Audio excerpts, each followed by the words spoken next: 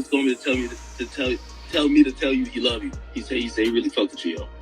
Man, Shorty a real nigga. Shorty just seen me and greeted me. You hear me? Yeah. But yeah, man. Hey, most niggas be scared to come up to us. For what? Mellow, that's what NBA YoungBoy right now, right? I don't know if it's his little thing, whatever. Suck on that balcony on that chair for $100. Jesus Christ. I told her I got 100 for you, that's all I got. Yeah, he got a deal. yeah, he got a deal.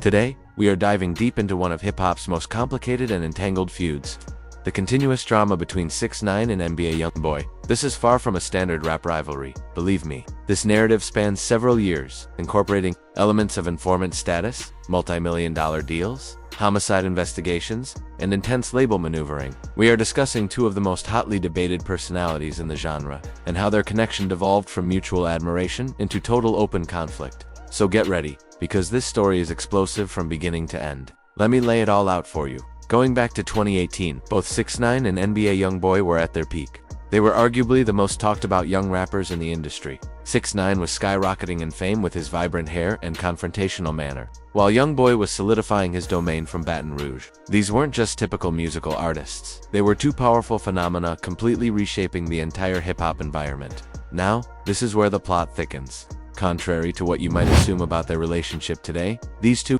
actually held significant respect for one another in the past. We are talking about a time when the authenticity of the streets was still recognized. You understand? 6ix9ine impersonally recounted this interaction, and it truly illustrates how different the atmosphere was back then. Imagine the scene. It's 2018. The rap scene is intensely competitive, and these two young rulers intersect. As per 6ix9ine's account, NBA YoungBoy actually approached him and showed genuine camaraderie, not just a head nod or a superficial industry greeting, authentic respect. 6ix9ine recounted it precisely. YoungBoy spotted him and acknowledged him correctly, moving on like a genuinely respected person should. And what did 6ix9ine say about that interaction? He called YoungBoy a truly genuine person and mentioned that most people were too intimidated to approach them. But YoungBoy wasn't operating on that scared mindset. He was, according to 6ix9ine, one of the most down-to-earth people you could meet. Like, who's someone that you had a perception in your head that might be negative, that you met, and then they completely proved you wrong? I think NBA YoungBoy. Okay.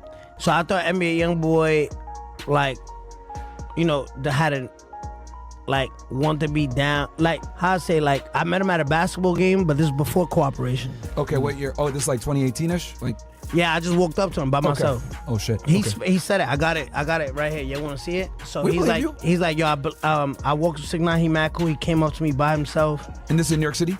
No, it was in LA. LA, okay. I'm gonna see. I saved it, but NBA YoungBoy, he's pretty down to earth. Mm-hmm. I think just misunderstood, bro. I think people just misunderstand his music. It's real. Yeah, people think he's like reckless and violent. I mean, nah, he's not. He's actually he only fuck with people who fuck with him. This detail is significant, everyone, because it proves that before any of the conflict, before the industry maneuvering, these two recognized each other as genuinely respected individuals in the scene. YoungBoy was not at all threatened by 6ix9ine's notoriety, and 6ix9ine valued YoungBoy's authentic nature. It was an honest, reciprocal admiration shared between two artists who were both hustling relentlessly toward the peak of their careers. 6ix9ine told me to tell you he love you. He said he really fucked with you, yo. Man, Shorty a real nigga. Shorty just seen me and greeted me. You hear me? Yeah. But yeah, man. Hey, most niggas be scared to come up to us. For what? We some of the coolest niggas you can meet. That nigga see me and greeted me though, and kept it going.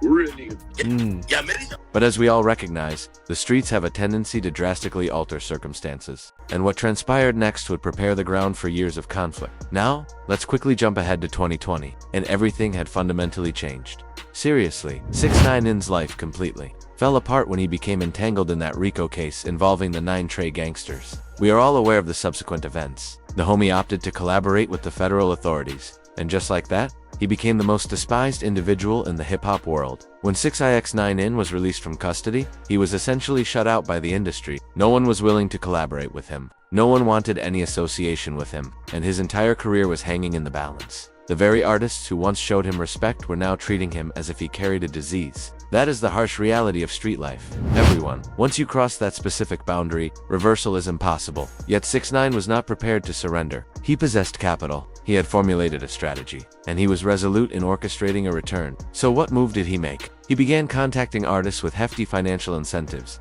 attempting to purchase his way back into relevance. And who was the primary target on his list? NBA YoungBoy. According to 6ix9ine, he proposed a full $1 million to YoungBoy just to record a track with him. $1 million. Man, that is not trivial money. That is a significant amount of cash that could profoundly change someone's existence. And for a moment, it genuinely seemed plausible. 6ix9ine disclosed that YoungBoy was actually giving it serious thought. They exchanged dialogue. They were finalizing the specifics, and it appeared the joint effort was imminent. This would have been monumental for 6ix9ine's comeback and a major payday for Young. But this is the unexpected turn. YoungBoy ultimately withdrew at the 11th hour. As per 6ix9ine, YoungBoy was hesitant to be the very first person to break rank and work with him following his cooperation with the authorities. The immense pressure from the streets, the potential negative reaction, and the overall political climate were simply overwhelming. Like we spoke after cooperation, like when I gave Kodak $1 million, I guess NBA YoungBoy, and I could tell you this, Act was, we were gonna pay, when we did that Kodak feature, we already had, not saying that Kodak was our second option, we just had the $1 million there to, do the video with fume vapes and all that shit. But I guess NBA YoungBoy was, I guess he didn't want to be the first person to jump, the gun. But wait, the situation becomes even more complicated. Listen, after YoungBoy backed out of the deal, guess who stepped forward as a potential replacement? Lil Tim, YoungBoy's associate, who is known for his involvement in the King Von incident. Yes, that Lil Tim, for those unaware. Lil Tim is the individual who allegedly shot and killed King Von outside that Atlanta hookah lounge back in 2020. This is not someone to be trifled with, and he maintains deep connections within YoungBoy's inner circle. Therefore, when he showed willingness to participate in the $1 million collaboration with 6ix9ine, it was highly significant. 6ix9ine likely believed he had struck gold. If he couldn't secure YoungBoy directly, obtaining someone from his close circle would be the next most effective option. Lol.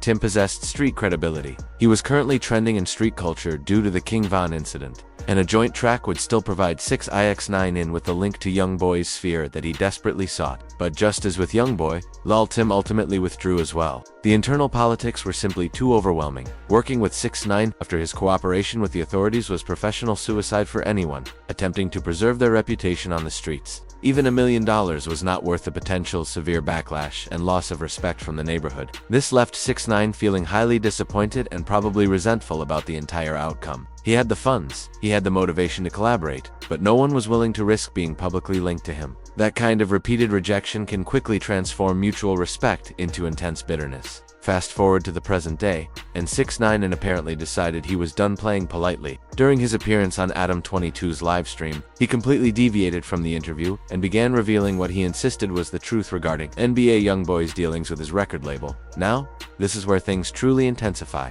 6ix9ine didn't just casually insult him, he went straight for the most vulnerable point. He asserted that YoungBoy was being exploited by Atlantic Records, claiming the label owned every single one of his masters, and that despite being one of the biggest rappers today, YoungBoy was essentially operating as a puppet controlled by the label. Here is the precise statement 6ix9ine made. The hottest rapper right now is NBA Young. They own all his music. Atlantic, if I'm lying, I'm flying right here. The hottest rapper right now is NBA YoungBoy. They own all his music. Atlantic. If I'm lying, I'm flying. And he's right here. Cap. This was a direct challenge to YoungBoy's reliability and his professional decision. In hip-hop, possessing your masters and maintaining authority over your music is paramount. It separates an employer from an employee. So, for 6ix9ine to publicly assert that YoungBoy lacked ownership of his music was essentially labeling him as deceitful. Yet, 6ix9ine didn't stop there. He proceeded to explain the mechanics of the record label structure, detailing how artists become entrapped in these agreements and how they eventually resort to selling their music catalogs just to secure immediate liquid funds. He was practically conducting a lesson on how the music industry exploits artists, using YoungBoy as his chief illustration. The timing of this revelation was also essential. YoungBoy has been very vocal about his disagreements with Atlantic Records, and continuous rumors have circulated regarding the status of his contract. Therefore, 6ix9ine wasn't simply launching arbitrary insults. He was targeting their most sensitive issue. Now, if you know anything about NBA YoungBoy, you realize he doesn't tolerate being disrespected. When 6ix9ine made those claims about his music ownership, YoungBoy was compelled to answer, and he did so in his signature way, through a song. YoungBoy released a track where he directly addressed 6ix9ine's assertions. The crucial line generating massive discussion is, "Nigga, I don't do this expletive," with big set of tickets. "Expletive, I don't get my percent." "What the expletive you talking?" "Yeah," he stated. "Nigga, I get my whole percentage." "What the expletive you talking about?" This was YoungBoy's method of declaring that 6ix9ine was entirely misinformed about his actual business standing. He was clarifying that he does, in fact, own his masters. He does receive his full percentages, and 6ix9ine was simply speaking ignorantly. However, the response was about more than just refuting ownership claims. It was about respect, preserving credibility, and correcting the public record. YoungBoy has worked too hard establishing his empire to permit someone like 6ix9ine to undermine it with baseless information. According to reports from industry sources, YoungBoy actually contacted media figures to guarantee they understood his contractual situation. He wanted to make it absolutely clear that, unlike his initial engagement with Atlantic, his current deals are structured to grant him ownership and executive control over his musical work. But let's be realistic. This conflict transcends merely music ownership or past collaboration proposals. This is fundamentally about two differing philosophies for navigating the rap industry. 6ix9ine embodies the provocative path, utilizing any means necessary to maintain public visibility, even if it involves cooperating with law enforcement. His entire career following his incarceration has been constructed upon generating controversy, exploiting shock value, and saying whatever generates public chatter. YoungBoy, conversely, represents adherence to the traditional street code, remain authentic, refuse to cooperate with the authorities, and let your artistic output validate itself. Even during his own encounters with legal trouble, he has never crossed the line that 6ix9ine willingly crossed. This profound disparity in their approaches to the game is what makes their dispute so engaging. It is not just a personal quarrel. It is a fundamental conflict of core beliefs about what defines a true rapper in the current industry. The $1 million offer situation also unveils something significant about both artists. For 6ix9ine, it illustrated his desperation to purchase back his reputation and relevance. For YoungBoy, it demonstrated that no monetary amount was valuable enough to compromise his core values and street reputation. Now, let's confront the obvious issue in the room, the label situation that 6ix9ine brought to light. While his execution was sloppy and clearly motivated by personal animosity, some of his assertions about the music business did hold merit. The reality is that most artists, particularly in their nascent careers, do sign contracts that heavily favor the record companies. Atlantic Records, much like most major labels, has a history of locking artists into deals that grant the label substantial authority and ownership over their creative output. Nevertheless, YoungBoy's specific situation is much more nuanced than 6ix9ine presented. While he might have accepted unfavorable terms early on, his subsequent deals have been structured quite differently. As his influence and popularity have steadily increased, so has his power to negotiate better contract terms. The critical distinction between YoungBoy and numerous other artists is his exceptional productivity and relentless output. He has released hundreds of tracks, multiple projects annually, and cultivated an exceptionally loyal fanbase.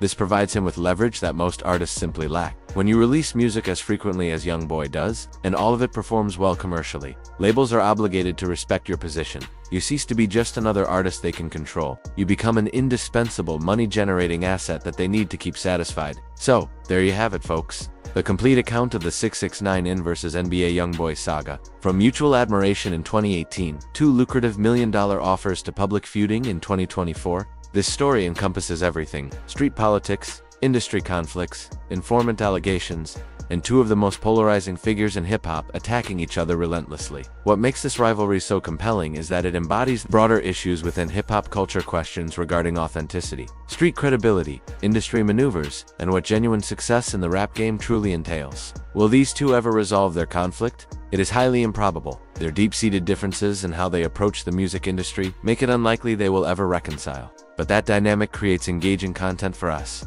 the audience. What are your thoughts, fam? Who do you believe is correct in this specific situation? Share your opinions in the comments section below. Be sure to like and subscribe for more deep dives into hip-hop drama, and I'll see you all in the next video. Stay safe out there, and remember to keep it real, but always keep it smart. Peace.